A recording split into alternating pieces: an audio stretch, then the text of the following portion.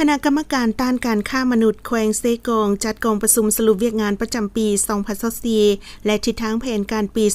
2025 ในวันที่ 5 เดือนมิถุนายนนี้โดยการเป็นประธานของสหายพลจตวาท้องศรีกุลสนะคณะประจำพรรคแขวงหัวหน้าการทหารกองบัญชาการทหารแขวงเซกองประธานคณะกรรมการต้านการฆ่ามนุษย์ขั้นแขวงบรรดาคณะกรรมการขั้นแขวง4ตัวเมืองต่างหน้าคณะพักคณะบัญชาป้องกันความสงบแขวงแผนกการอ้อมข้างตลอดฮอดนายและพลตำรวจเข้าร่วมกองประชุมดังกล่าวได้ผ่านข้อตกลงของเจ้าแขวงเซกองว่าด้วยการแต่งตั้งคณะกรรมการต้านการฆ่ามนุษย์ขั้นแขวงข้อตกลงว่าด้วยการแต่งตั้งกองเลขาและแบ่งความรับผิดชอบของคณะกรรมการต้านการฆ่ามนุษย์ขั้นแขวงจากนั้นสหายพันโทเฮียมไสยราชของหัวหน้ากองบัญชาการป้องกันความสงบแขวงผู้สินำเวียกงานป้องกันความสงบได้ผ่านบทสรุปการเคลื่อนไหวเวียกงานระยะ1 ปีผ่านมาพร้อมทั้งทิศทางแผนการในต่อหน้า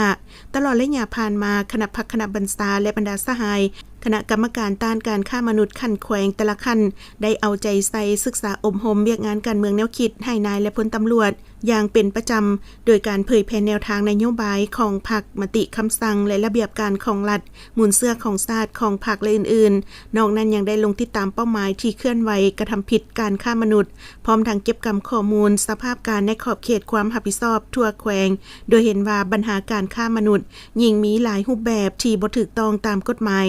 จากนั้นผู้แทนกองประชุมได้ประกอบคำคิดคำเห็นใส่บทสรุปให้มีเนื้อในสมบูรณ์ครบถ้วนยิ่งขึ้นโอกาสนี้สหายประธานกองประชุมก็ได้เน้นหนักให้เอาใจใส่จัดตั้งปฏิบัติทิศทางแผนการปี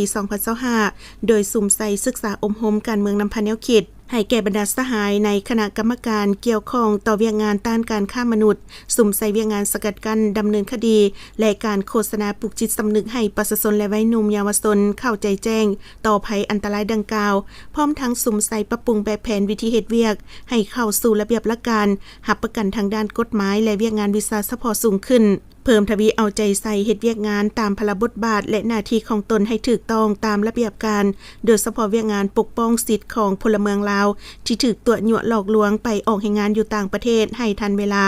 ฉะนั้นบรรดาแขนงการพร้อมกันเอาใจใส่ประสานสมทบกับแขนงการสายตั้งและแขนงการอื่นๆที่เกี่ยวข้องให้หลายขึ้นเพื่อเห็นให้การจะตั้งปฏิบัติเวียกงานต้านการฆ่ามนุษย์มีประสิทธิภาพและประสิทธิผลสูงขึ้น